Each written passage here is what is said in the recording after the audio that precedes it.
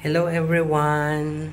So today is day 49 po dito ng tensyon sa Israel.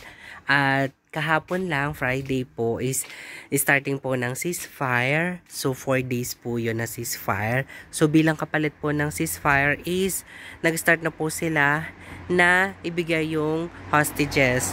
So isang magandang balita everyone na yung isang Pilipino na hostages is kasama rin po sa naibalik kagabi.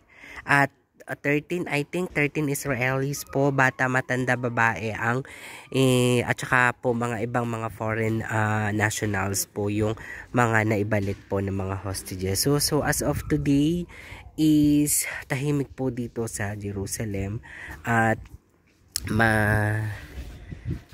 dito, yung tahimik naman po talaga dito sa Jerusalem. Talaga pagka Shabbat po talagang ganyan, wala pong tao.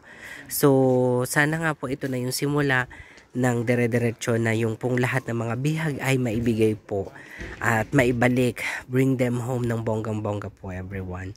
And we are hoping for peace, a world peace. Yan naman po ang talagang hinihiling ng bawat isa dito sa mundong ibabaw. So, Saturday, it's a family day ng bonggang-bongga everyone. So, tahimik ako kasi nagpunta dito at ako'y nagtapon ng basura everyone dito. So, yan. So, ang mga Jewish po yan, yung nakikita ninyo, yan po ay sila'y napunta sa kanilang kineset o simbahan.